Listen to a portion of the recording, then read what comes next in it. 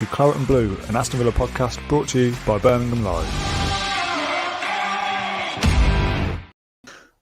Hello, welcome back to the Claret and Blue podcast and the post-match debrief. My name is Dan Ronitz and I'm joined by Ashley Priest. It's almost 8:30 on Saturday evening. I'm hoping you can hear me, by the way, because my AirPods are playing up. Ash, are you okay, mate?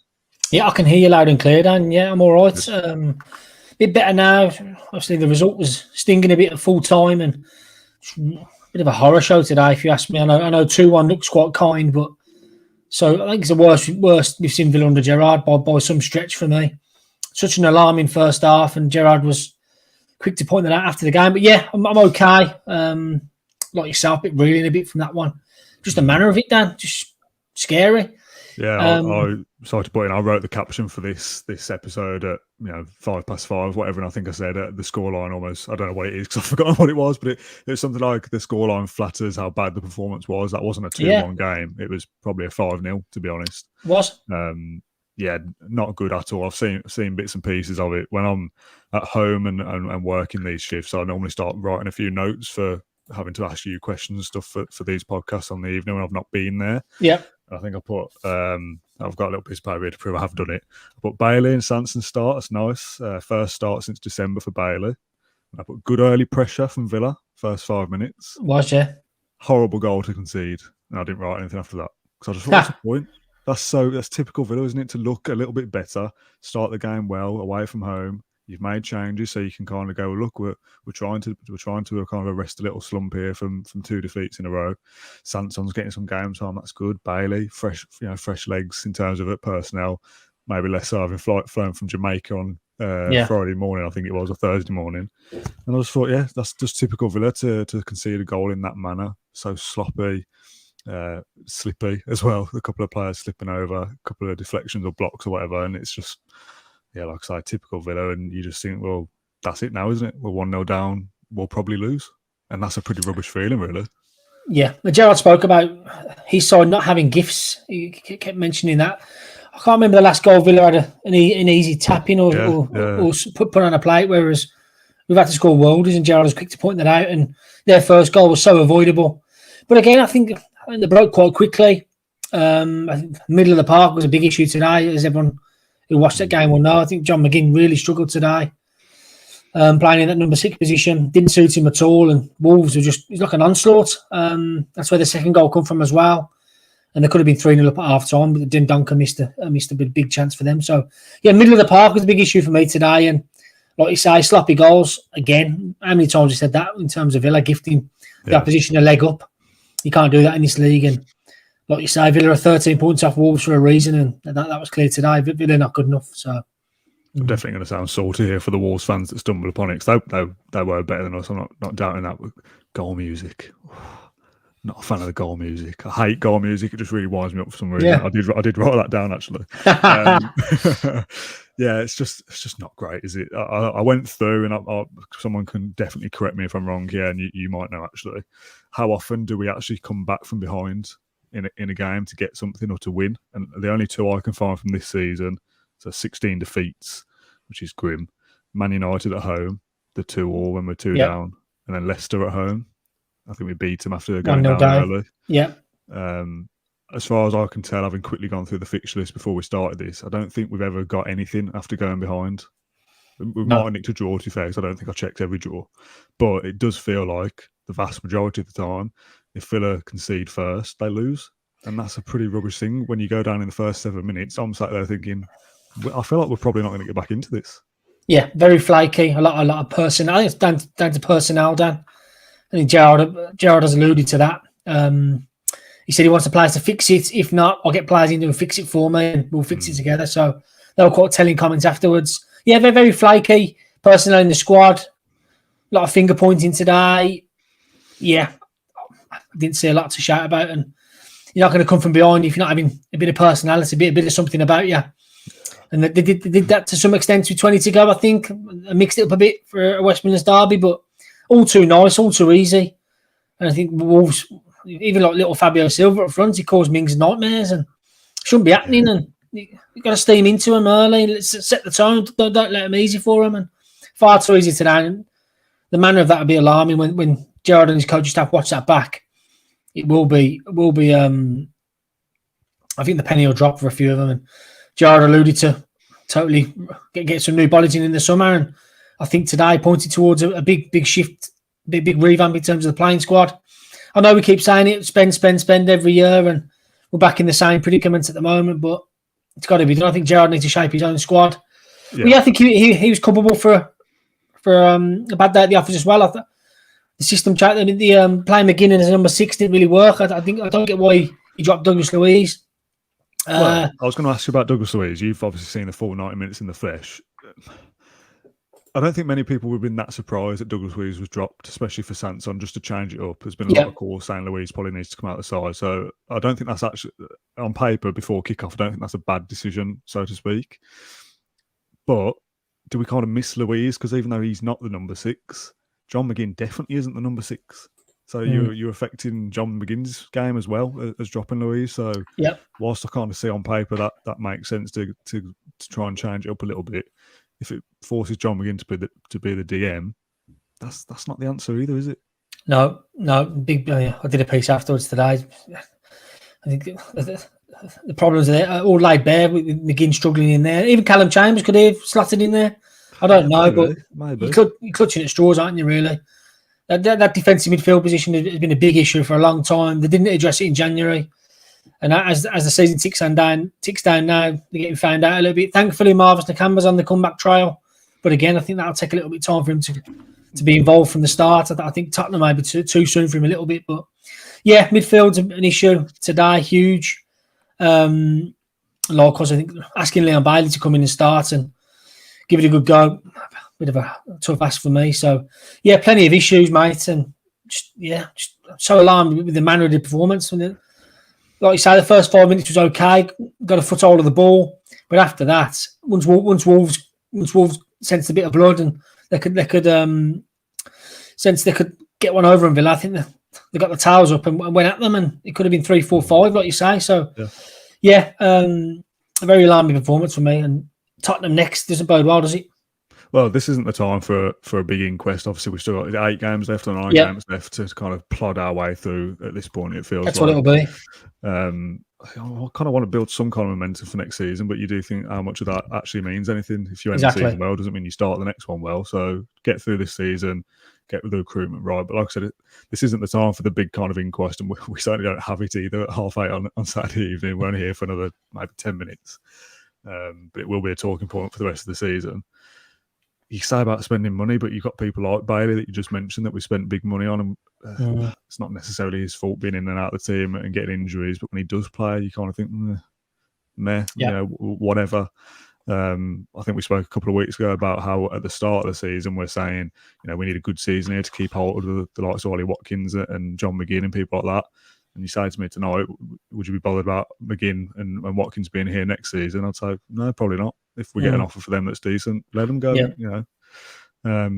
Luca Dean comes in at left back, and I've seen fans on Twitter today, and it's certainly not the best place for it, saying he's even an upgrade on Matt Target. I think he is. I think I do prefer him to Target, but he goes off after 10 minutes or something with a hamstring in the last game we played, I think it was, and plays for France in the international break, and then 10 minutes in today he goes, I've got an upset stomach, I've got to go off, and you kind of think, you can't help being ill, I guess, but it just feels flaky is the word that sums up Aston Villa this season in all aspects, results and kind of personality as well. And I think you look at Mings, McGinn, Watkins as a spine that have been there for a couple of seasons now.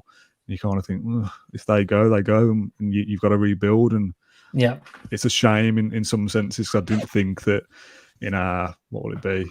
Will that be our 4th season in the Prem next season, or 3rd season in the Prem? Yeah, 4th. 4th. I didn't think in our 4th season in the Premier League we'd almost be back at square one in terms of ripping it up and starting again. And that might be a bit of an over-dramatisation of it after we've just lost a local new manager. It is 3 in a row. It's a new manager. It's not quite clicking with the players that are there. We all know that there needs to be certain improvements in central midfield, regardless of whether Nakamba comes back and kind of saves the season. So there is going to be big money spent, and the manager's got to be given the money and the time to do that. But it is, part of me kind of is tinged with a bit of sadness that we'll be entering our 4th season of the Premier League without kind of having that push for the next level. I think I was listening to bits of it on a dodgy stream, and whoever the commentator was said something like, Villa will be wanting to push for Europe next season. But there's no guarantee of that. Like it's very easy to just go that Villa are like that middling club at the moment, and next year is when they push on. If we sign like 3 or 4 new starters in summer, there's no guarantee that we're going to be pushing for Europe next year either, and that's another season where things haven't gone quite well, or haven't gone quite right. So yeah, it just feels a bit of a damp squib for me at the moment. It does.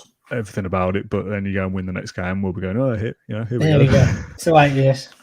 What do you think about midfield? Because I've just mentioned Nakamba coming back there and slotting in, being that defensive midfielder if he's fit, or he might be rushed back next week now. But even so, you've got to sign another midfielder, don't you? And probably 2, to be honest. I'd say so. Yeah, it needs a total revamp in there. Did Morgan Sanson do enough today? I've seen a few comments on Twitter. He was probably the shining light for Villa. I didn't see too much from him today. I thought it was a bit lightweight, but he tried his best on his big start. I think Gerrard tested Sanson today. Come on, show me what you've got. He said that afterwards. Actually, he said Sanson's been doing really well in training. I've got to give him a go at some point. And today was the day he did that. And yeah, 8 games to go. Then I think people are playing for their futures. That's clear. I think Gerrard, he alluded to it in his post-match just then as well. He said the owners will back me again in the summer, but I need my own personnel in. You need some winners in there. I think, like you say, I think we could have a bit of an overhaul, if you like, and some of the old guard changing and the new guard coming in. So, yeah, midfield today, I think we need a new number 6, a couple of number 8s. I think we need a few in there. And, yeah, like you say, pity that Danny Ings wasn't involved today. He became a dad overnight. Danny Ings wanted to play as well. But Gerrard put a stop to that. I think his baby was born about 3 a.m. So, but Danny Ings was prepared to come and play for Villa, which was quite a nice line afterwards. But yeah, I missed him a little bit today. I did see somebody say on Twitter something like, he's let Danny Ings not play because he hasn't had much sleep, but then he's willing to play Bailey, who's probably jet lagged from a Jamaica trip. And you kind of think, for me, that's 2 different things. If a player become a dad, I just think, from a work perspective, you just go, you just have it's time off, isn't it? As much as it's a football thing, and that's it's a lovely thing that he's a footballer. He's still entitled to have the day off. Like that kind of stuff doesn't bother me at all. No, it's nice to know that you wanted to play though. That's a good sign of character. Just on Gerrard's comments quickly, again, something that I picked up on social media is it just seems to be a little bit getting to the stage where it's got copy and paste.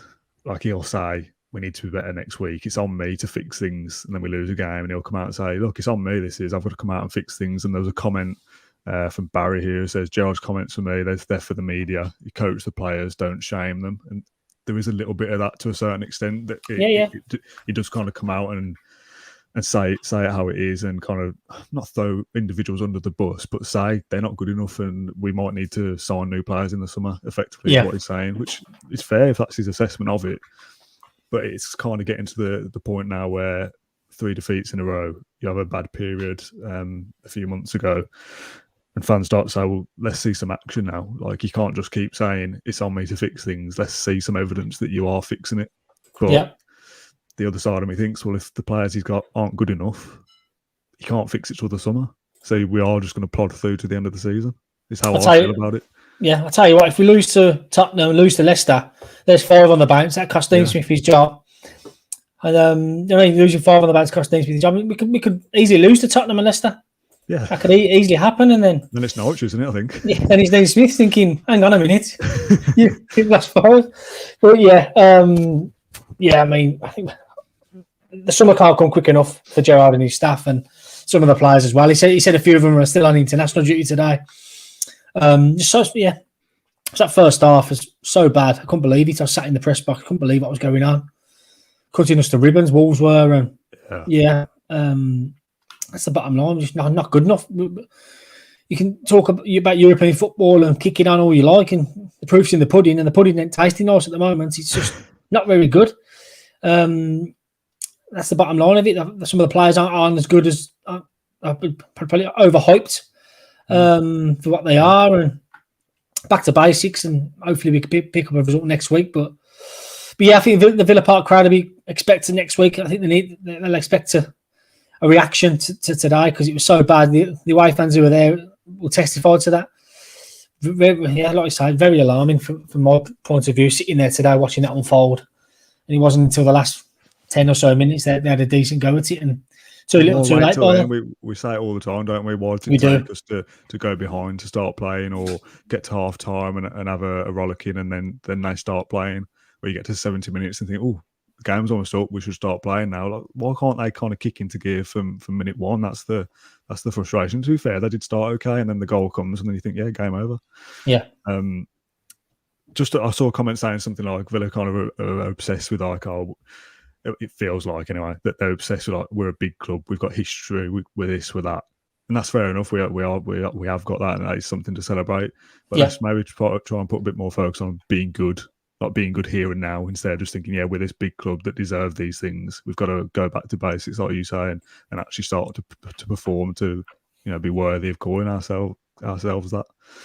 My final question, because we have got to wrap things up. It's a busy evening. Do you think there's kind of maybe an element, I think we might have talked about this before, an element of that some of those players know that their future doesn't lie at Aston Villa. They know they're not going to be relegated. They know they're not going to get into Europe. So they're kind of on the beach thinking, right, well, I know I'm not here for the long term. I'm not going to be working with Gerrard in the long term. I'm kind of going to jack it in a little bit. I don't know whether that's true or not. I don't know whether it feels like the players have kind of given up, but you do look at it and think, where is the effort? Where is the intensity? You know, you're 2-0 down in a local derby. As much as we'll all say, oh, you know, Wolves aren't the Blues, which is true. Still a local derby. There's still something on it. There's, you know, still points to be played for. You know, does it feel that way to you, that the players are kind of jacking it in, giving it up, whatever you want to call it? Well, after Arsenal, what did Gerrard say? Lacking a belief that some of the players aren't believing in what we're doing here. I think some of the players are stuck in limbo, if you like. They're not sure whether the future lies there. Gerrard's changed system. Got a couple of wingers there. Your Baileys, Traore's. They're probably in the background thinking, I ain't getting in there. I know Bailey played today in a more central position, but even your Sansones and people like that, not getting a look in of late. I know they did today, but they're thinking, am I really valued here? I think the team as a whole, I think Wolves are very good teammates today, if you know what I mean. I think everyone ran through a bit walls for each other, and whereas today there's a lot of finger pointing to Villa, and some of them shirt challenges and lots of hands, and thinking, let's get on with it. And I think a few of the players were bad teammates today. For me, it's not as close knit as you think. Whereas I think in stark contrast to Wolves, I know Wolves have been the same group for a while now, but they had a new manager at the start of the season, and then he's got them ticking. Small squad as well. I think that the Wolves football as well. Got some good little players. Wolves have, and like you said, they could have been 3 or 4 ahead, and it just shows how big that gap is. It's not a given. It's not a given, is it? You can say all you like. I might tone down my pre-season prediction when we do that in the summer. I need to take that down a notch. You can say, Villa should finish 7th, 8th, whatever. It ain't going to happen. You got teams coming on the rise as well. Wolves will be up there again next season. Your Leicester's, we've spoken about this before. So, it's no gimme. You got to earn it. And at the moment, I think a few of the players aren't doing it. Simple as that. And I think Gerrard will look to address that. I think the transfer window opens in 10 weeks, and I think they'll be very active. I think we're in for a revamp. I think we are. I think it's a 3rd year in the Premier League, 3rd season. I think that's genuinely I know we've had a lot of personnel change and whatnot, but I think we'll see another one now as we go ahead into next season. And 8 games to go. We got Tottenham, Leicester, then Norwich, and hopefully win a few before then. But yeah, I think mid-table now, and it's like you say, plodding along towards the end of the season. And yeah, it's one of them, innit? Just on the flip side, to get maybe a tiny little drop of positivity for us, there's a comment here from Andrew says Watkins could have had a hat-trick on another day. We just need to start churning out results, and I think that's probably a good word for it, to churn out, to try to fight for it and scrap a 1-0 or whatever. We haven't drawn. So we haven't drew away from home yet, have we? I think we either win or lose, don't we? We win or lose. That is Villa. So with 8 games left, if we win 4, lose 4, that's probably par for the course, and that gets you to 50 points or whatever. And you probably say, 13th place, 12th place, done. Recruit in the summer and see what happens. I think that's probably the best we can hope for in this situation, which kind of demoralising in a way that you kind of got to cover 8 games and knowing that there's not really anything on it. But I just want to see a bit of pride, a bit of entertainment. That's what we want to see now for the rest of the season, and try and build a bit of momentum going forward, I guess, isn't it? Yeah, 100%. Yeah, like I say, Watkins missed a few chances today. He had one before he scored as well, but took his penalty. So he's an out for the season. He'll have a carrot to get double figures. So hopefully that happens. We'll have Ings back next week. Nakamba back next week. Luca Dean should be fine. So yeah, we'll see. But it's stagnant at the moment, and yeah, it's not looking good really. So Gerald got a lay into him this week, and otherwise the questions will start coming his way, won't they? It's not working out. What's going to happen? He can't just rest on his laurels thinking I'll have the summer anyway. If we go down the next 8 games and pick up a habit of losing games, it's not looking good, is it? We've lost 3 in a row. If you go and lose another, say if you lose 7 out of 8, you might not be even this summer to even work through that. It's 6 out of 9 at the moment, isn't it? They've lost, so it's not a very good run of form at the moment. But yes, it's pretty grim. Like I said, this isn't really the time for the inquest, so I'm going to put a halt on things and call it a day there. We've had 20 minutes of chat, which is not far off we normally do on the post-match debrief. We'll do some kind of chat in the week, maybe Tuesday or Wednesday, to kind of reflect on Wolves and look ahead to Spurs. So come back and keep an eye on the channel for that. Ash, thanks for your time as always for jumping on. Appreciate it. Yeah, nice one. Thanks everyone. And thanks for the comments for getting involved as always. Thanks for watching, and we'll see you in the week. Thank you for listening to Claret and Blue, an Aston Villa podcast. If you enjoyed today's episode, then please do let us know. We love hearing your feedback. We'll be back soon with another episode, but until then, up the Villa.